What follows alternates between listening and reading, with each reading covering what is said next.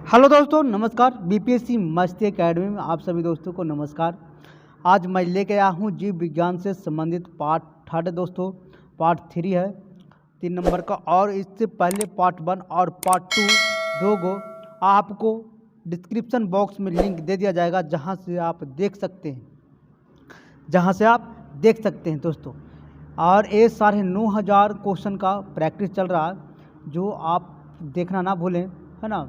जीव विज्ञान है, बहुत सारा क्वेश्चन आपको एग्जाम में सबसे ज़्यादा पूछे जाते हैं, जो वही क्वेश्चन मैं लाया हूं दोस्तों, जो ऑल, है ना, जीव विज्ञान से संबंधित ऑल कॉम्पिटिटिव एग्जाम, जैसे रेलवे हो गया, एसएससी बीएसएससी स्टाफ, है ना, स्टाफ सिलेक्शन हो गया, या स्टेट पावर कॉर्पोरेशन, इस सारा एग्ज़ाम में आपको कहीं ना कहीं आपको ये मिलने वाला है। 9,500 क्वेश्चन को प्लस आपको चैप्टर वाइज रिवाइज करवाएंगे दोस्तों। सिर्फ आप मेरे चैनल पर बने रहना है और लास्ट तक के देखना है दोस्तों, ठीक है। तो देखिएगा, आज उत्तक टिश्यू से संबंधित बहुत महत्वपूर्ण क्वेश्चन, क्यों, है ना, क्योंकि इसको आप कॉपी कलम ले करके उतार भी सकते हैं, जिससे कि परीक्षा में सीधे सीधे आपके छपने वाला है, खास करके दरोगा के लिए, बिहार पुलिस के लिए, और जितने भी स्टेट पीसीएस एग्ज़ाम है उसमें भी, या स्टेट लेवल का एग्ज़ाम उसमें भी आपको मिलेंगे। तो बने रहना दोस्तों चैनल पर, लास्ट तक देखना और सब्सक्राइब जरूर कर लेना अगर पहली बार देख रहे हो, है ना। तो देखिए, हम लोग पढ़ते हैं उत्तक के बारे में हम लोग शुरुआत करते हैं, जिसको हम टिश्यू कहते हैं, जिसको हम क्या कहते हैं, टिश्यू कहते हैं। शरीर में सबसे अधिक पाए जाने वाला कौन सा उत्तक होता है? याद रखिएगा, उत्तक 4 प्रकार का होता है। एक होता है संयोजी उत्तक, उपकला उत्तक, और पेशीय उत्तक, और तंत्रिका उत्तक होता है। तो सबसे बड़ा उत्तक कौन होता है? इसका सही आंसर होगा संयोजी उत्तक। कौन सा? संयोजी उत्तक होगा। सही उत्तर क्या होगा? संयोजी उत्तक होगा। देखिएगा, ठीक है। इसका डिस्क्रिप्शन हम लोग पढ़ेंगे। शरीर में सबसे अधिक पाए जाने वाला उत्तक जो संयोजी उत्तक होता है, जिसे कॉन्केटिव टिश्यू ही हम लोग कह सकते हैं। संयोजी उत्तक विभिन्न अंगों और उत्तक के संबंध करता है। इपिथेलियम टिश्यू उत्तक अंगों की बाहरी परत और आंतरिक अंगों की भीतरी का निर्माण करता है। याद रखेगा, देखिएगा, सब समझने का बात प्रयास करिएगा, समझ रहे हैं। तो एपिथेलियम टिश्यू जो होता है उत्तक का, एक बाहर का परत और अंदर का परत दोनों का निर्माण करने का काम कौन करता है? एपिथेलियम टिश्यू करता है। कौन करता है? एपिथेलियम टिश्यू करता है। जो आपको उपकला उत्तक, इसका हिंदी उत्तक क्या होता है? उपकला उत्तक। देखिए, एपिथेलियम टिश्यू है ना, इसका हिंदी क्या होता है? उपकला उत्तक। मुस्कुलर टिश्यू, ठीक है, ये पेशीय उत्तक, इसको क्या कहता है? पेशीय उत्तक कहा जाता है। यह प्रज्वलन तथा विभिन्न प्रकार की गतियों पेशीय उत्तक का, जो हम लोग चलते फिरते गति का काम करता है, मस्कुलर, समझिएगा, गति का कार्य करना है तो पेशीय उत्तक काम करता है। एक है तंत्रिका तंत्र, नर्वस सिस्टम, जो हमारे शरीर के समस्त अंगों को सामंजस्य स्थापित करने का काम तंत्रिका तंत्र करता है। जैसे हम लोग हिंदी में समझते हैं, समझने का प्रयास करेगा, हिंदी में जो हम लोग नस बोलते हैं, नस, है ना, वो हमारे पूरे ब्रेन से जुड़ा हुआ रहता, पूरे शरीर में जुड़ा हुआ रहता, उसी को तंत्रिका तंत्र कहते हैं, ठीक है। नेक्स्ट क्वेश्चन चलते हैं, दूसरा नंबर क्वेश्चन उतार लीजिएगा। मांस में संवहन उत्तक बने होते, मांस में जो होता है संवहन उत्तक बना होता है पैरेनकाइमा, यानी इसको मृदुतक बोला जाता है या पैरेनकाइमा बोला जाता है। याद रखिए, मांस में संवहन उत्तक कॉन्कुडिंग टिश्यू या मृदुकक बने होते हैं, ठीक है।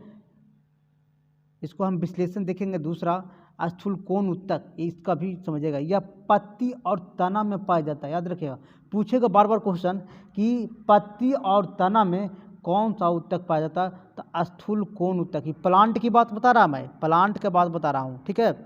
स्थूलकोण उत्तक कौन कौन? पत्ती और तना में पाया।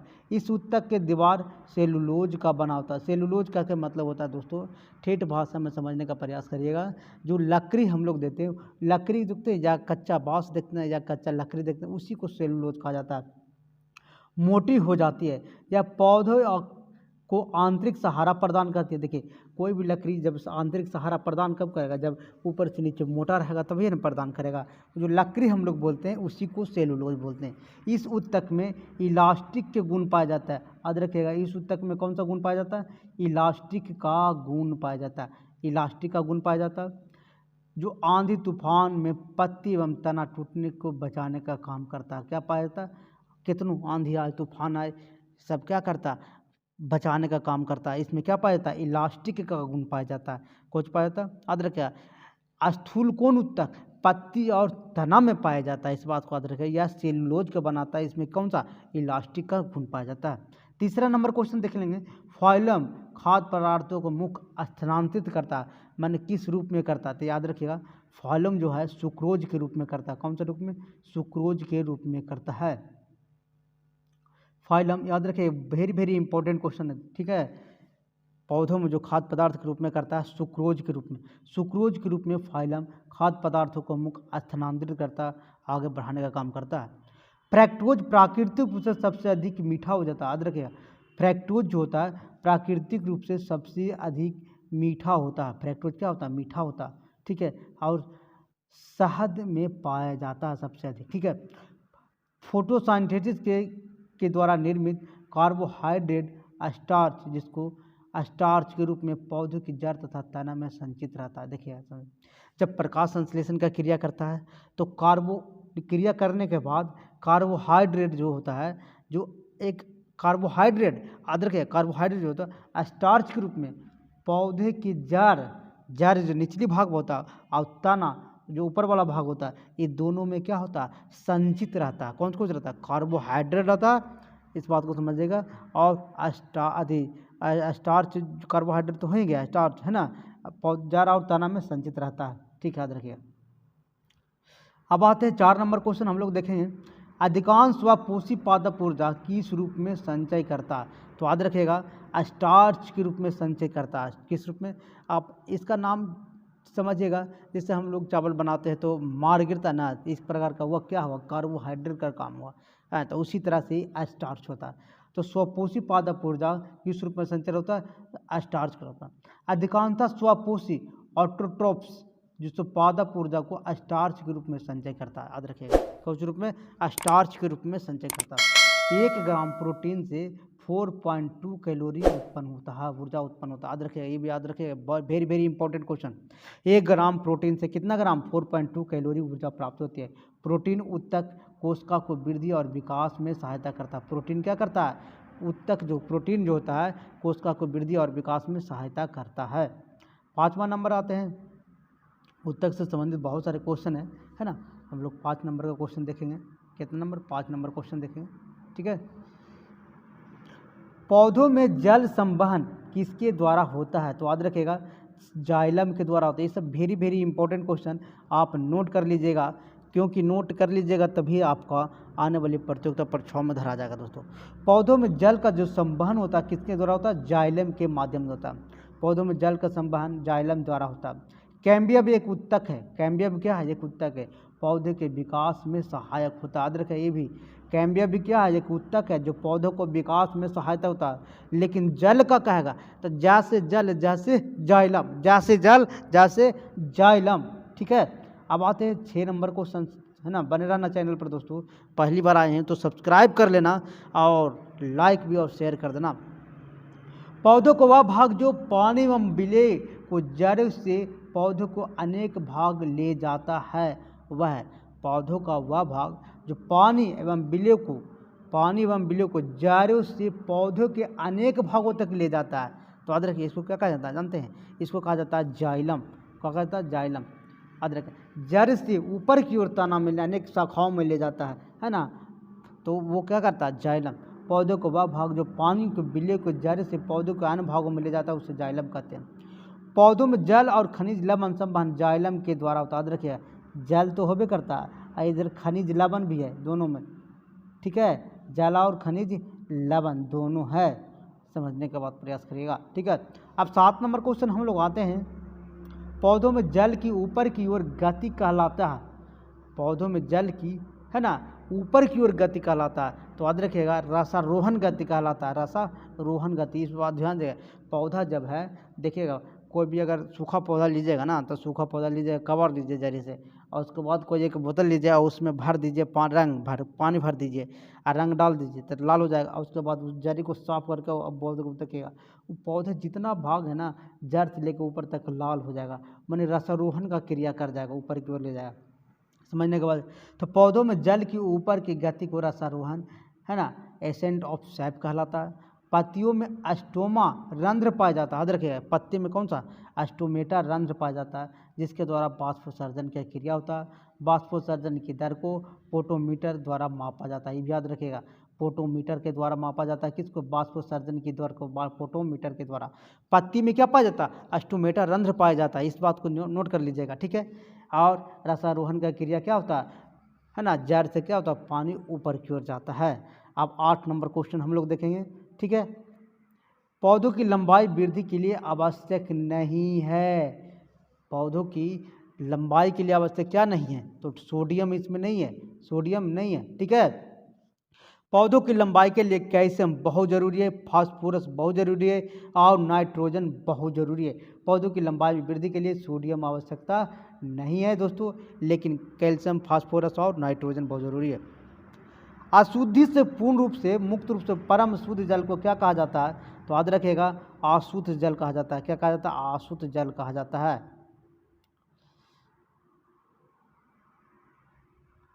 अशुद्धि से रूप से मुक्त रूप से शुद्ध जल को अशुद्ध जल कहा जाता है।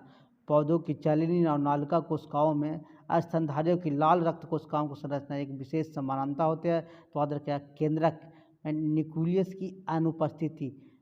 याद रखिएगा पौधों की चैलिनी नालिकाओं में कोशिका और स्तनधारियों लाल रक्त कोशिकाओं की संरचना की एक विशेष समानता है, केंद्रक न्यूक्लियस की अनुपस्थिति। मन ये नहीं होता, अनुपस्थिति होता, मन रहबे नहीं करता उसमें। केंद्रक की अनुपस्थिति के कारण पौधों की चैलिन नालिकाओं कोशिका या स्तनधारियों की लाल रक्त कोशिकाओं को संरचना समानता पाया जाता है, ठीक है। अगला क्वेश्चन 11 नंबर हम लोग देखेंगे। बने रहना चैनल, अगर पहली बार आए तो क्या करना है, सब्सक्राइब कर लेना नेक्स्ट वीडियो के लिए दोस्तों। निम्नलिखित में से किस एक भारतीय वैज्ञानिक ने पादप में जल के लंबी दूरी अभिगमन सिद्धांत का प्रस्तावित किया था? याद रखिएगा कौन सा वैज्ञानिक था जो सबसे पहले निकाला था कि पादप यानी पौधों में जल की लंबी दूरी का आगमन करता है, तो जेसी बोस निकाला था। कौन निकाला था? जेसी बोस ने पादप में जल की लंबी दूरी का अभिगमन का सिद्धांत का प्रतिपादन किया, ये भी याद रखेगा, ठीक है। बीरबल साहनी अंतर्राष्ट्रीय ख्याति पुनरावृत्ति वैज्ञानिक थे। पी माहेश्वरी आवृत्ति बीजी का प्रणाली निषेचन का तकनीकी दिया। आता है, बहुत बार आता है दोस्तों, आवृत्ति बीजी का प्रणाली का निषेचन कौन तकनीक वैज्ञानिक दिया? तो पी माहेश्वरी ने दिया था। कौन सा दिया? पी माहेश्वरी ने दिया। अगला क्वेश्चन है 12 नंबर, हम लोग बने रहना चैनल पर, लास्ट तक देखना है। संवहनी पौधे में पानी ऊपर किससे जाता है? तो याद रखिएगा जाइलम टिश्यू से जाता है। किससे जाता है? जाइलम टिश्यू से जाते हैं। संवहनी पौधे में पानी ऊपर जाइलम टिश्यू से जाता है। पानी या जल दोनों तो एक ही हुआ। ऑक्जेनोमीटर का प्रयोग हम लोग क्या करते हैं? तो याद रखिएगा इसका सही उत्तर हो जाएगा वृद्धि दर नापने के लिए। ऑक्जेनोमीटर का प्रयोग किस लिए किया जाता है? वृद्धि दर नापने के लिए। पौधों की वृद्धि दर नापने के लिए ऑक्जेनोमीटर का प्रयोग किया जाता है। इसका आविष्कार जेसी बोस ने किया था। प्रकाश संश्लेषण की दर लाल रंग में सबसे अधिक होता है। याद रखिएगा लाल रंग में सबसे अधिक होता है। और बोस ने, है ना, केस्कोग्राफ का आविष्कार किया था। जेसी बोस केस्कोग्राफ का आविष्कार किया था, ये भी याद रखिएगा। किस ऊतक में नख, खुर और सींग बने होते हैं? तो याद रखिएगा केराटिन में बने होते हैं। किसमें? केराटिन। नख, खुर और सींग, जो भैंस उसका सींग वगैरह देखते हैं ना, वो केराटिन का बना होता है। पैर का, जैसे जानवर का खुर रहता है ना, वो केराटिन का बना होता है। किसका बना होता है? अब केराटिन एक प्रकार का प्रोटीन होता है। क्या होता है? एक प्रकार का केराटिन एक प्रकार का प्रोटीन ऊतक होता है। नख, खुर, सींग वाले भी बने होते हैं। हमारे शरीर में कुल मांसपेशियाँ कितना है? तो 639 मांसपेशियाँ। कितना? 639 मांसपेशियाँ है, ठीक है। चलनी पट्टिका एक भाग है, तो याद रखिएगा पोपवाह यानी फाइलम कहा जाता है। चलनी पट्टिका को क्या कहता है? फाइलम कहा जाता है। क्या कहा जाता है? फाइलम कहा जाता है। याद रखिएगा चलनी पट्टिका जिसको हम फाइलम का एक भाग है। याद रखिएगा कैम्बियम तथा कार्क कैम्बियम के कारण पौधे तथा जड़ की मोटाई वृद्धि होता है। याद रखिएगा कैम्बियम तथा कार्क कैम्बियम के कारण पौधे तना और जड़ की मोटाई होता है। कैम्बियम और कार्क कैम्बियम के कारण पौधे में जल एवं खनिज लवण संवहन जाइलम के द्वारा होता है। किसके द्वारा? जाइलम के द्वारा होता है। फाइलम के द्वारा पौधे में भोज्य पदार्थ का संवहन होता है। दोस्तों भोज्य पदार्थ कहेगा तो पौधों में फाइलम के द्वारा होता है। वैसा पौधों जो जल में पूर्ण रूप से आंशिक रूप से जल डूबे रहने जलोभिद्धि कहलाता है। क्या कहता है? जिसको हाइड्रोफाइटा कहलाता है। जैसे कमल का पौधा आप लोग देखे होंगे, सिंघाड़ा का पौधा देखे होंगे और जलकुंभी का पौधा आप लोग देखे होंगे। ठीक है, अगला क्वेश्चन है 17 नंबर क्वेश्चन हम लोग देखेंगे। जल संवर्धन विधि से पादप उगाने वाली प्रणाली को क्या कहता है? तो याद रखिएगा जल संवर्धन कहा जाता है ना, जिसको हाइड्रोफाइटा बोला जाता है ना। जल संवर्धन विधि से पादप उगाने वाली प्रणाली को जल संवर्धन कहते हैं, हिंदी में कहते हैं।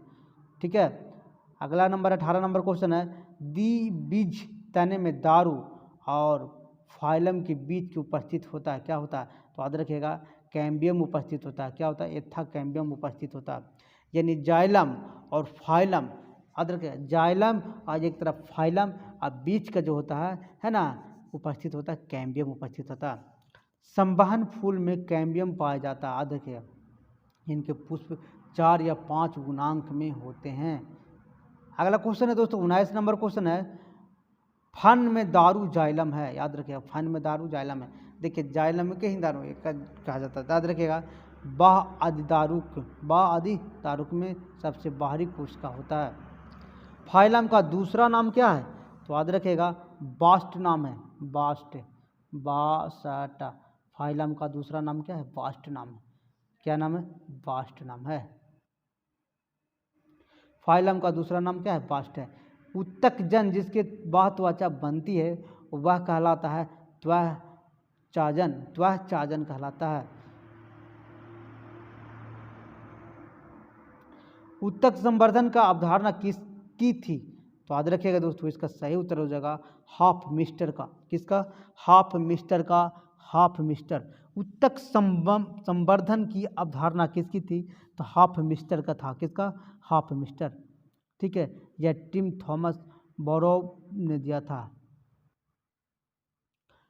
अब आते हैं 23 नंबर क्वेश्चन हम लोग देखेंगे। सम्मिश्रण उत्तक अधिक प्रकार की कोशिकाओं से बनता है। विभाजक उत्तक जैसे मेरिस्टेम या स्थायी उत्तक के उदाहरण है। तो याद रखिएगा दोस्तों देखिए सम्मिश्रण उत्तक जो होता है एक से अधिक प्रकार के उसका सम्मिश्रण के मतलब होगा कि अनेक प्रकार के भिन्न प्रकार के मिश्रण के मिला हुआ सम्मिश्रण उत्तक कहलाता है। तो एक से अधिक तो होबे करेगा। अब विभाज्योत्तक जो होता है जिसको मेरिस्टेम स्थायी उत्तक बोला जाता है। तो बात सही है, दोनों सही है। ठीक है, तो क्या होगा? ये सी नंबर। अब आते हैं हम लोग 21 नंबर क्वेश्चन। अंतर्वेशी विभाज्योत्तक मेरिस्टेम किस में पाया जाता है? तो याद रखिएगा पार्श्व कली में पाया जाता है। किसमें? पार्श्व कली में पाया जाता है। पार्श्व कली जिसे पत्ती के बेस पर आधारित होता है। क्या होता है? पत्ती के बेस पर। पादप में विभाजन क्षमता कोशिकाओं के समूह विभाज्योत्तक या मेरिस्टेमिक उत्तक कहा जाता है।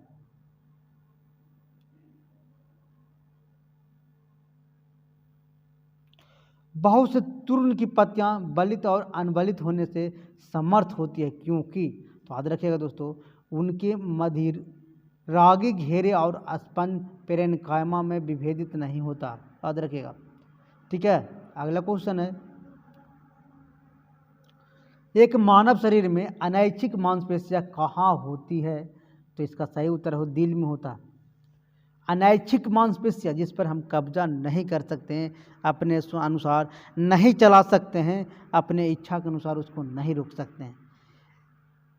एक मानव शरीर में अनैच्छिक मांसपेशियां दिल होती है। ठीक है, अनैच्छिक का मतलब है उस पर मेरा कोई कब्जा नहीं। जैसे हाथ को चला रहे हैं तो हम हाथ को रोक सकते हैं, पैर को चला रहे हैं तो पैर को रोक सकते हैं। ठीक है, लेकिन दिल को कभी आप रोक नहीं सकते।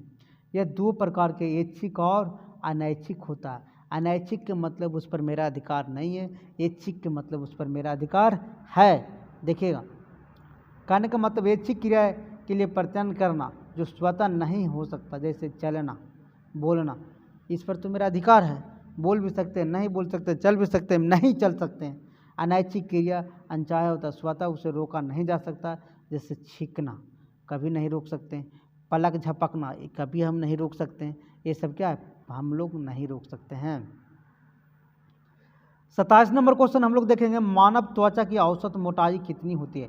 तो याद रखिएगा 0.5 मिलीमीटर होता है, 0.5 मिलीमीटर।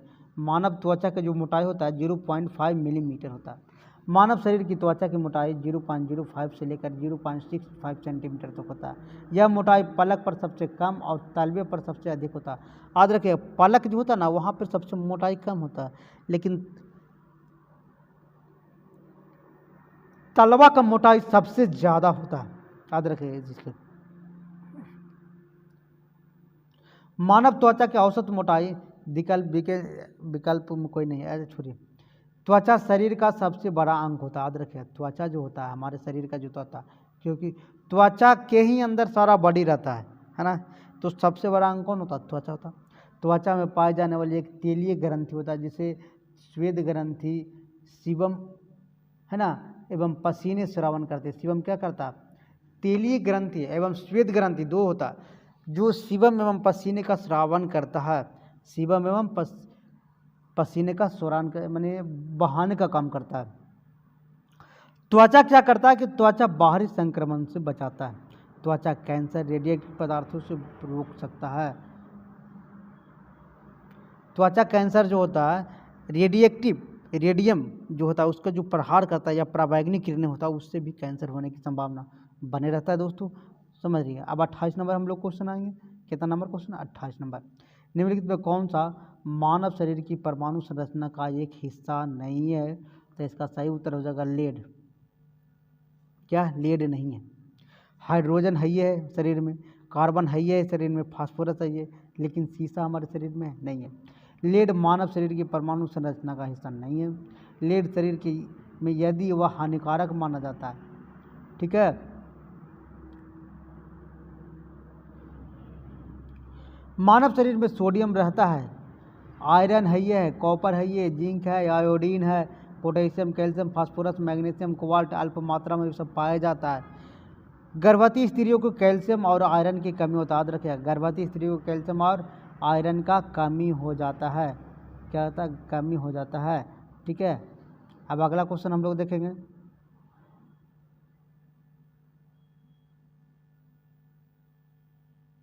उत्तक क्या होता है? याद रखिएगा, एक कोशिकाओं का मूल रूप जो दिखने में, याद रखिएगा उत्तक क्या होता है, देखिएगा समझिएगा बात को।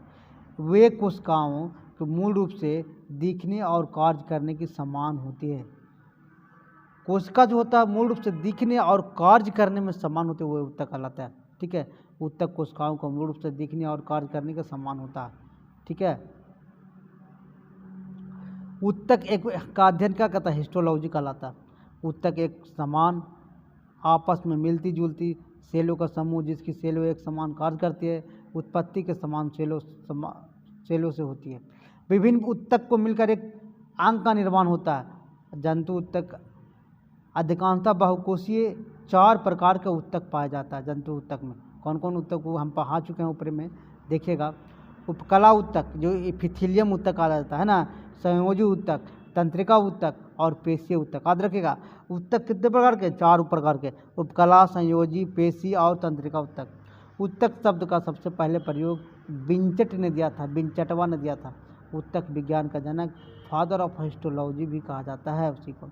कोशिका में से उत्तक और उत्तक से अंग का निर्माण होता है। कोशिकाओं से, याद रखिएगा, पहला कोशिका, उसके बाद उत्तक, उसके बाद उत्तक से क्या बनेगा? अंग। याद रखिएगा, कोशिका, उत्तक और अंग, कोशिका, उत्तक और अंग के हुए। ठीक है, अगला क्वेश्चन है 30 नंबर क्वेश्चन हम लोग देखेंगे।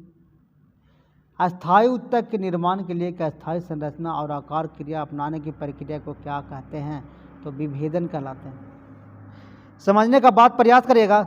अस्थायी ऊतक के निर्माण के लिए एक अस्थायी संरचना और आकार क्रिया को अपनाने की प्रक्रिया को क्या कहते हैं? विभेदन कहते हैं।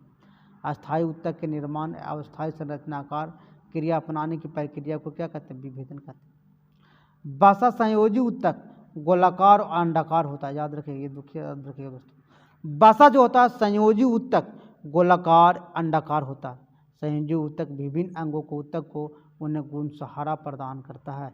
कौन सा? सहारा प्रदान करता है। ऊतक के अंदर कोशिका पदार्थ मैट्रिक्स कहलाता है। ऊतक के अंदर कोशिका पदार्थ को क्या कहते हैं? मैट्रिक्स कहलाता है। ऊतक के अंदर कोशिका जो पदार्थ है उसको मैट्रिक्स कहलाता है। मैट्रिक्स तंतुमय ठोस जेली की तरह तरह संघनन एवं कठोर अवस्था में होता है। मैट्रिक्स जो होना जानते हैं समझने के बाद पर जो हड्डी देखा है ना आप लोग, तो हड्डी का जो तोड़िएगा तो अंदर जो भाग होता है ना,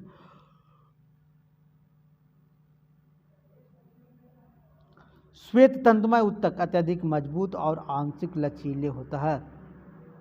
पीला तंतुमय ऊतक लिगामेंट अस्थि और अस्थि जोड़ने की कार्य करता है। देखिए हड्डी और हड्डी कैसे जुटेगा? तो लिगामेंट से जुटेगा। किससे जुटेगा? लिगामेंट से जुटेगा, याद रखिएगा। जिसमें पीला तंतुमय ऊतक पाया जाता है। पीला तंतुमय ऊतक पाया जाता है जो हड्डी से हड्डी जोड़ने का काम करता है। अब आते हैं अगला 31 नंबर क्वेश्चन। बने रहना चैनल पर, अगर पहली बार आए हैं तो सब्सक्राइब कर लीजिएगा, ठीक है। निम्नलिखित में किन ऊतक में कोशिकाओं जीवित होती है और कोनों पर अनियमित रूप से स्थूल रहता है? कोलेनकाइमा। कोलेनकाइमा में क्या होता है? ऊतक हमेशा जीवित रहता है, जिसका आकार निश्चित नहीं होता। ऊतक कोशिकाओं में जीवित होती है, लंबी और कोनों पर अनियमित रूप से स्थूल होता है। ऊतक का अध्ययन क्या कहलाता है? हिस्टोलॉजी कहलाता है। ऊतक का अध्ययन क्या कहलाता है? हिस्टोलॉजी कहलाता है। कई बार पढ़ चुके हम लोग, है ना। इपिथीलियम ऊतक सामान्यतः 4 प्रकार के होते हैं। इपिथीलियम ऊतक कितने प्रकार के होते हैं? 4 प्रकार के होते हैं, याद रखिएगा। संयोजी ऊतक मुख्यतः 3 भागों में बांटा गया, याद रखिएगा। इपिथीलियम 4 प्रकार का, संयोजी 3 प्रकार का भाग होता है। अस्थि ऊतक को कोशिकाएं ऑस्टियोब्लास्ट कहलाता है। ऑस्टियोब्लास्ट कठोर मैट्रिक्स स्थित, अस्थि के मतलब होता है हड्डी, ठीक है। मैट्रिक्स में कैल्शियम फास्फोरस के लवण पाए जाते हैं। जो हड्डिया में होता है कैल्शियम रहता है और फास्फोरस का क्या होता है? लवण पाया जाता है, जिसके कारण मैट्रिक्स क्या होता है? कठोर होता है। उपास्थित का मैट्रिक्स लसलसा कहलाता है। उपास्थित मतलब होता है कार्टिलेज। क्या होता है? कार्टिलेज। अब हम लोग आते हैं 32 नंबर क्वेश्चन। बने रहना दोस्तों। कौन सा अस्थायी ऊतक एक पौधे को कठोर तथा मजबूत बनाता है? तो बताइएगा स्क्लेरेनकाइमा। कौन सा अस्थायी ऊतक जो होता है पौधे को कठोर और मजबूत बनाता है? स्क्लेरेनकाइमा होता है, ठीक है। स्क्लेरेनकाइमा अस्थायी ऊतक पौधे को कठोर और मजबूत बनाता है। स्क्लेरेनकाइमा ऊतक कोशिकाओं को मृत, लंबी और सक्रिय तथा दोनों सिरों पर नुकीला होता है, ठीक है। इनकी भित्ति लिग्निन जमाव के कारण मोटी होता है। किसके कारण? लिग्निन जमाव के कारण मोटी होता है। ढेर ऊतक कॉर्टेक्स पेरिसाइकिल संवहन बंडल पाया जाता है, ठीक है।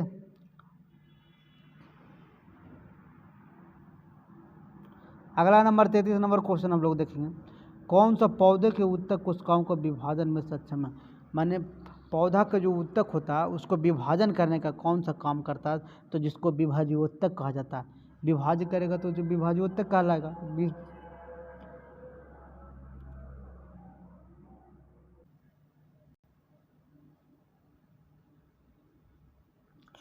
विभाज्योतक पौधे के ऊतक कोशिकाओं को विभाजन करने में सक्षम है। पौधे के वर्धित क्षेत्रों को विभाज्योतक कहते हैं। इसमें बनी संतति कोशिका वृद्धि करके पौधे के विभिन्न अंगों का निर्माण करता है। पौधे के विभिन्न भागों को क्या करता है? निर्माण करने का काम करता है। विभाज्योतिक ऊतक गोल, अंडाकार व बहुभुज होकर होता है। जीवद्रव्य का संघनन केंद्र होते हैं। इसकी भित्तियाँ पतली और सार होती है। कोशिकाओं के बीच अंतर कोशिका स्थान इसमें अभाव होता है, याद रखिएगा। शीर्ष का मतलब ऊपर वाला भाग विभाज्योतक, पार्श्व मतलब विभाज्योतक, अंतर्वेशी विभाज्योतक बटा होता है, यानी बीच वाला में भी बाटा होता है। मनुष्य में एक संयोजी ऊतक का उदाहरण को पहचानता, याद रखिएगा। हड्डी। क्या होता है? हड्डी। मनुष्य में एक संयोजी ऊतक का उदाहरण क्या होता है? हड्डी। मनुष्य एक संयोजी ऊतक, उदाहरण है हड्डी। संयोजी ऊतक विभिन्न अंगों का ऊतक का संबंध करता है, जिसे सहारा प्रदान भी करता है। संयोजी ऊतक आंतरिक अंगों को रिक्त स्थानों को भरे रहते हैं। संयोजी ऊतक 3 प्रकार का होता है। संयोजी ऊतक कितने प्रकार का होता है? 3 प्रकार का होता है। देखिए कौन कौन होता है, हम लोग देखेंगे इसको। ठीक है, वास्तविक संयोजी ऊतक, कंकाल ऊतक और तरल या संवहन ऊतक होता है। रक्त एवं लसिका को तरल संयोजी ऊतक कहते हैं। रक्त और लसिका को तरल संयोजी ऊतक कहते हैं। अगला नंबर है 35 नंबर क्वेश्चन हम लोग देखेंगे। निम्नलिखित में किस अस्थायी ऊतक को कोशिका मृत होती है? तो याद रखेगा स्क्लेरेन्काइमा, मरा हुआ। मृत का मतलब क्या होता है? मरा हुआ। स्क्लेरेन्काइमा अस्थायी ऊतक में कोशिका मृत होता है। स्क्लेरेन्काइमा की जीव द्रव नहीं पाया जाता है, इसमें जीव द्रव नहीं पाया जाता है। वे भित्तियाँ इतनी मोटी होती है कि कोशिका के भीतर अंदर कोई आंतरिक स्थान नहीं होता है। आदर के स्क्लेरेन्काइमा में है ना, इतना मोटा होता है कि उसके अंदर का किसी भी प्रकार का अंदर आंतरिक स्थान, खाली जगह नहीं रहता। यह कॉर्टेक्स पेरिसाइकिल संवहन बंडलों में पाया जाता है। जलीय पौधा में तैरने के लिए गुहिका रहती है, जिसे मृदुलिक एरेन्काइमा कहते हैं। मृदुलिक ऊतक हरित लवक को क्लोरेन्काइमा कहा जाता है। 36 नंबर क्वेश्चन हम लोग देखेंगे। ऊतक रक्त वाहिका को व्यास को बदल देता है। तो याद रखिएगा मांसपेशिया ऊतक रक्त वाहिका के व्यास को बदल देता है। मांसपेशिया ऊतक रक्त वाहिका के व्यास को बदल देता है। पेशीय त्वचा के नीचे मांस होता है। पेशीय त्वचा के नीचे मांस होता है। यह अंगों में गति उत्पन्न करता है। यह शरीर में सिरद बनाती है। संपूर्ण शरीर में 600 से अधिक मांसपेशियां पाया जाता है। पेशिया प्रेरक उपकरण का सक्रिय भाग है। पेशिया उपकरण का सक्रिय भाग है। पेशीय प्रेरक उपकरण का सक्रिय भाग है। रक्त एक सरल संयोजी ऊतक है। याद रखिएगा रक्त क्या? एक सरल संयोजी ऊतक है। स्तनधारियों में लाल रक्त कण उभयवातल होते हैं। क्या होते हैं? उभयवातल होता है। 37 नंबर क्वेश्चन हम लोग का देखेंगे। निम्नलिखित में कौन सा सरल अस्थायी ऊतक नहीं है? माने नहीं है। जाइलम नहीं है। कोलेनकाइमा है, पैरेन्काइमा है, स्क्लेरेन्काइमा, ये सब पादप का है दोस्तों। याद रखिएगा कोलेनकाइमा, पैरेन्काइमा, स्क्लेरेन्काइमा ये सब पादप का ऊतक है। जाइलम सरल अस्थायी ऊतक नहीं है। जाइलम एक जटिल ऊतक है। जाइलम क्या है? जटिल ऊतक। एकदम पूरा जटिल है, ये समझने का प्रयास करेगा। जटिल के मतलब क्या होता है? टूटने में बहुत मुश्किल लगता है उसको। 2 या 2 से अधिक प्रकार की कोशिकाओं बने ऊतक को जटिल अस्थायी ऊतक कहलाता है। जटिल अस्थायी ऊतक कहलाता है। ठीक है, वे एक इकाई के रूप में कार्य करता है। जटिल ऊतक 2 प्रकार का होता है। एक होता है जाइलम और दूसरा होता है फाइलम। तो जाइलम को हम दारू भी बोल सकते हैं, दारू जो पीते हैं हम लोग, है ना। और फाइलम को बास्ट भी बोला जाता है। ऐसा ना समझ लेना पीने वाला दारू, दारू उसको नहीं बोला जाता है। फाइलम को क्या दूसरा नाम है? बास्ट नाम है। और जाइलम को दूसरा नाम क्या है? दारू। जाइलम वाहिका और वाहिकाएं जाइलम तंतु और जाइलम का मृदु होता है। पौधों के जड़ तथा तनों में पत्तियों में जाइलम पाया जाता है। जाइलम और फाइलम संवहन ऊतक कहते हैं। जाइलम फाइलम का क्या होता है? संवहन ऊतक। पूछेगा संवहन ऊतक किसको कहता है? जाइलम और फाइलम को कहता है। पौधों में प्राथमिक वृद्धि होती है तो पार्श्व विभाज्योतक के कारण, पार्श्व विभाज्य ऊतक के कारण।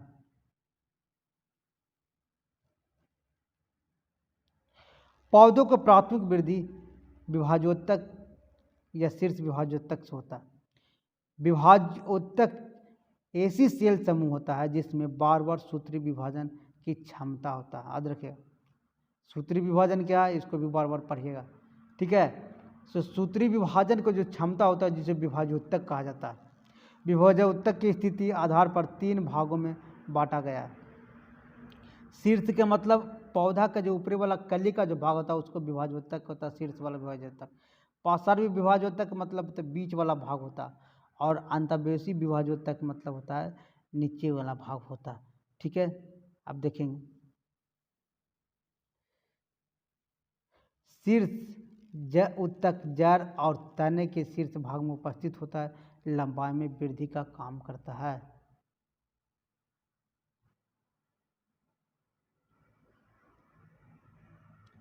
अब हम लोग आते हैं 40 नंबर क्वेश्चन। कौन सा उत्तक पौधों को कठोर और दृढ़ बनाने का काम करता है? तो याद रखिएगा स्क्लेरेनकाइमा। हम बार बार क्वेश्चन देख रहे हैं। स्क्लेरेनकाइमा क्या करता है? पौधों को कठोर और मजबूत बनाने का काम करता है। स्क्लेरेनकाइमा उत्तक पौधों को कठोर और दृढ़ बनाता है। स्क्लेरेनकाइमा उत्तक की भित्तियाँ इतनी मोटी होती है कि कोशिकाओं के भीतर कोई आंतरिक स्थान नहीं रहता है। ये उत्तक पौधों के बाह्य परत में यह रक्षात्मक कार्य करता है। ठीक है। नारियल के बाहरी रेशेदार छिलके ढीढ़ उत्तक का बना होता है। कौन सा उत्तक? जिसके स्क्लेरेनकाइमा बोला जाता है। स्क्लेरेनकाइमा। जाइलम उत्तक को चालन उत्तक भी कहते हैं। जाइलम उत्तक को कौन का चालन उत्तक कहते हैं? जाइलम और फाइलम मिलकर संवहन बंडल का निर्माण करता है। याद रखिएगा, जाइलम और फाइलम दोनों अगर मिल जाए तो क्या बनेगा? संवहन बंडल बनने का काम करेगा। कोलेनकाइमा इसके अंतर कोशिका का बहुत कम होता है। ये पौधों को नए भाग में पाया जाता है।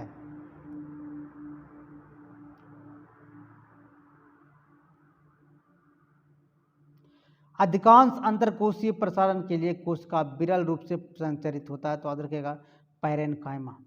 अधिकांश अंतरकोशीय प्रसार के लिए पैरेनकाइमा कोशिकाएं विरल रूप से संचरित होता है। कौन सा? विरल रूप से। पैरेनकाइमा अत्यंत सरल प्रकार का स्थायी उत्तक है। कैसा सरल है? यह एरेन तने, जड़, पत्ती तथा एपिडर्मिस और कॉर्टेक्स में पाया जाता है। याद रखिए, एरेन तने, जड़ और पत्ती और एपिडर्मिस और कॉर्टेक्स, इस सब में पैरेनकाइमा पाया जाता है।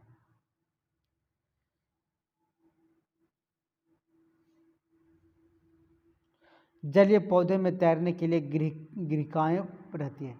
पैरेनकाइमा के बीच पाई जाती है। यह प्रकार पैरेनकाइमा है ना, काइमा कहते हैं। पैरेनकाइमा पाए जाने वाले अंतर कोशिकाओं का स्थायी गैसीय विनिमय सहायक होता है। कोलेनकाइमा उत्तक नए भागों में पाया जाता है।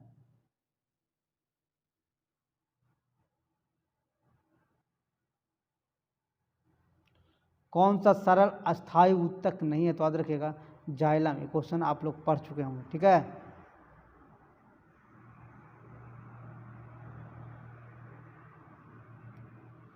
तैंतालीस नंबर क्वेश्चन है कि स्क्लेरेनकाइमा कोशिका की दीवार मोटी होती है तो लिग्निन के कारण, लिग्निन के कारण स्क्लेरेनकाइमा कोशिकाओं की दीवार क्या होता है? मोटा होता है। याद रखिएगा, लिग्नन के कारण स्क्लेरेनकाइमा कोशिकाओं की दीवार मोटा होता है। स्क्लेरेनकाइमा सेलों का जीवद्रव्य नहीं होता। इस उत्तक में सेल मृत, लंबी, सक्रिय और दोनों सिरों पर नुकीला होता है।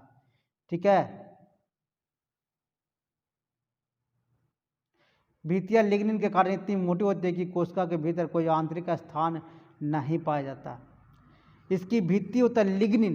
याद रखिएगा, क्या? लिग्निन के कारण इतना मोटा होता है कि अंदर में कोई भाग नहीं पाया जाता। और क्या होता है? पैरेनकाइमा की कोशिकाएं भित्ति सेलुलोज की बनी होती है। हम लोग आएंगे 41 नंबर क्वेश्चन देखेंगे। जटिल अस्थायी उत्तक क्या है? तो याद रखिएगा जाइलम। जाइलम एक जटिल अस्थायी उत्तक है। हिस्टोलॉजी उत्तकों का अध्ययन कहलाता है। जटिल अस्थायी उत्तक दो प्रकार का होता है, एक जाइलम होता है, एक फाइलम। जाइलम को क्या कहा जाता है? आप याद रखिएगा, जाइलम को है ना आप दारू कहा जाता है, फाइलम को बास्ट कहा जाता है। पढ़ेंगे ऊपरी। पैरेनकाइमा उत्तक अत्यंत सरल प्रकार का स्थायी उत्तक होता है। कोलेनकाइमा उत्तक अंतक कोशिका बहुत कम होता है। कौन सा उत्तक पौधों के प्रकाश संश्लेषण हिस्से से सामग्री परिवहन में मदद करता है? तो इसका सही उत्तर याद रखिएगा फाइलम। ठीक है, फाइलम। फाइलम प्रकाश संश्लेषण हिस्सों से सामग्री परिवहन में मदद करता है। फाइलम एक जटिल अस्थायी उत्तक है। फाइलम पत्तियों द्वारा तैयार भोज्य पदार्थों को पौधों के विभिन्न भागों में पहुंचाता है। याद रखिएगा, भोजन पहुंचाने का काम करेगा तो फाइलम पहुंच जाएगा, पानी पहुंचाने का काम करेगा तो जाइलम पहुंच जाएगा। फाइलम एक संचय उत्तक है, पौधों के आंतरिक संचय का प्रदान करता है। फाइलम चलित नलिकाएं, सह कोशिकाएं है ना पाया जाता है। ठीक। ठीक है। अब आते हैं स्क्लेरेनकाइमा कोशिका। स्क्लेरेनकाइमा कोशिका की भित्ति किसके कारण मोटी होती है? तो लिग्निन के कारण, पढ़े होंगे। स्क्लेरेनकाइमा कोशिका लिग्निन के कारण मोटी होती है। इसकी भित्ति इतनी मोटी होती है कि कोशिका कोई भीतर आंतरिक स्थान नहीं रहता। यह कॉर्टेक्स और पेरिसाइकल संवहन बंडल में पाया जाता है। जिन पौधों में रेखा उत्पन्न होता है यह उसमें पाया जाता है। यह पौधों को सहारा प्रदान करता है स्क्लेरेनकाइमा, ठीक है।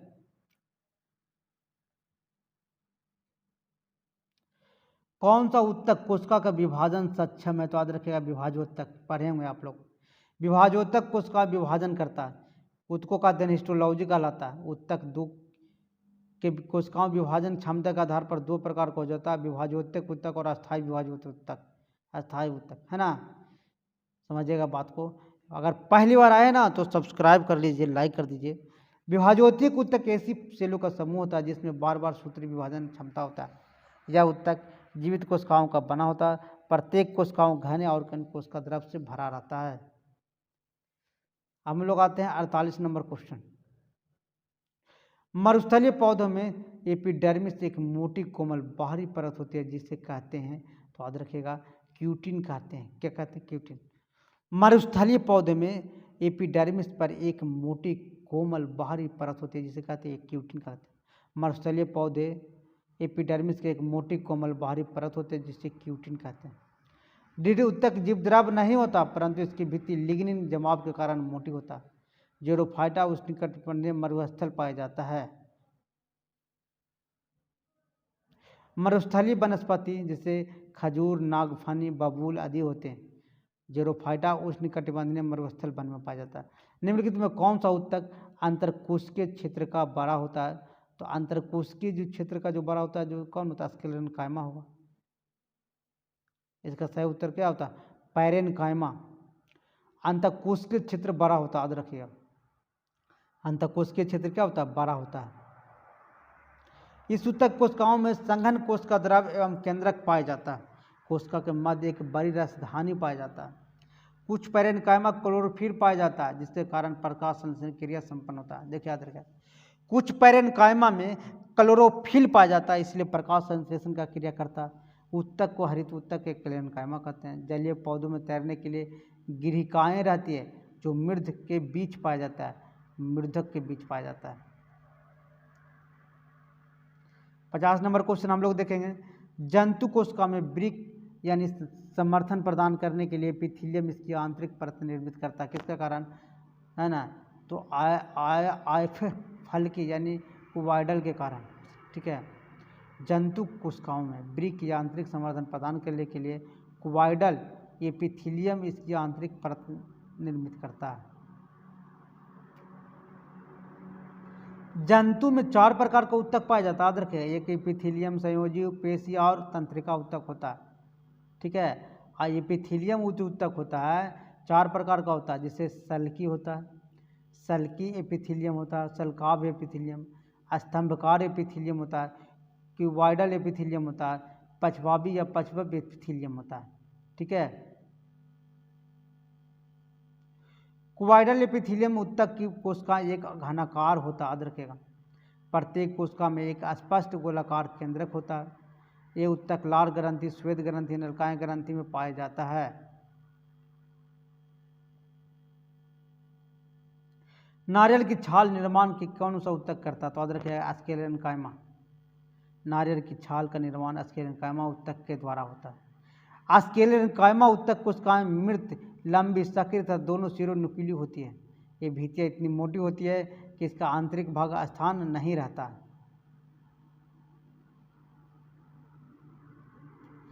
ड्रीड उत्तक पौधों तथा पत्तियों के सिरा, फल और बीजों के बीजावरण नारियल बाहरी रेशेदार छिलकों में पाए जाते हैं।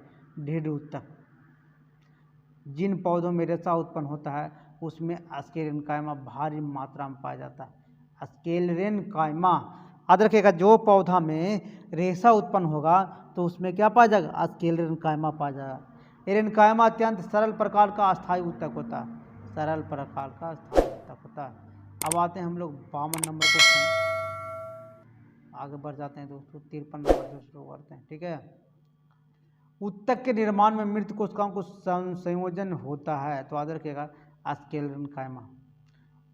मृत कोशिकाओं का संयोजन होता है, माने स्क्लेरेन्काइमा कोशिका में मरा हुआ कोशिका रहेगा। स्क्लेरेन्काइमा कोशिका उत्तक की मोटी भित्ति पाया जाता है। ये उत्तक पौधों के आंतरिक सहारा प्रदान करता है, ये पौधों के बाहरी परत को रक्षा करता है। नारियल के पौधों, नारियल के बाहरी स्क्लेरेन्काइमा उत्तक का बना होता है। कोलेनकाइमा हरित उत्तक पाया जाता है। कोलेनकाइमा उत्तक कोशिकाओं को केंद्रक से अंडाकार या बहुभुजी राजधानी पाया जाता है। अब आते हैं 54 नंबर, हम लोग क्वेश्चन देखें। विभिन्न प्रकार का अस्थायी उत्तक के निर्माण के लिए उत्तक कोशिकाओं को अलग किया जाता है। याद रखिएगा, मेरिस्टोमेटिक, विभिन्न प्रकार का अस्थायी उत्तक को अलग जो करने के लिए प्रक्रिया को तो मेरिस्टोमेटिक कहा जाता है। अस्थायी उत्तक को निर्माण के लिए मेरिस्टोमेटिक उत्तक कोशिकाओं को अलग किया जाता है। उत्तक का अध्ययन हिस्टोलॉजी कहता है। यह उत्तक सबसे छोटा और अंडाकार होता है। उत्तक हमारे मुंह के आंतरिक स्तर को बनाता है, तो याद रखिएगा सरल स्क्वैश एपिथेलियम, एपिथेलियम जो हमारे अंदर मुंह को आंतरिक को स्तर को बनाता है। सरल स्क्वैमस एपिथेलियम उत्तक हमारे मुंह को आंतरिक स्तर को बनाता है।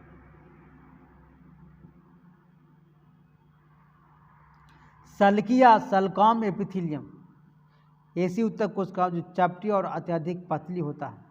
सल्की और सल्काम एपिथेलियम, ठीक है। इन कोशिकाओं को केंद्रक चपटे होते हैं।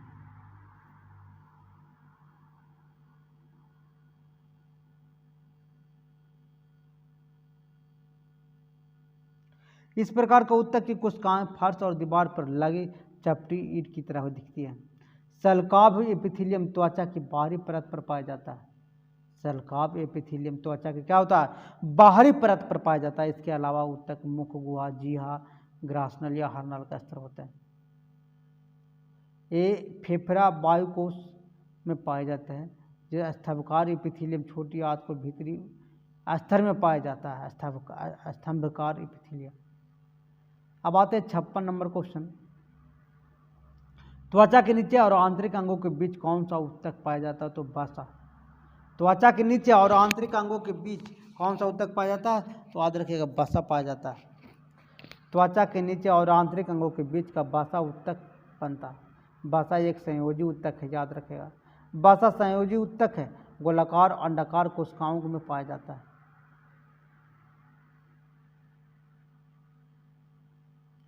इन कोशिकाओं में वसा की बूंदें भरी रहती है। उत्तक त्वचा के नीचे चर्बी के रूप में रहता है। यह उत्तक भोज्य पदार्थ को कार्य करता है। वसा उत्तक बाहरी छोटे से अंगों से रक्षा करने का काम करता है। वसा उत्तक तापरोधक का कार्य ठंडा प्रदेशों में करता है, ठीक है। शरीर के समस्त अंगों और कार्यों को समन्वय स्थापित करने का काम वसा उत्तक करता है। तंत्रिका उत्तक का यूनिट क्या होता है, न्यूरॉन। इसका तंत्रिका उत्तक का न्यूरॉन होता है।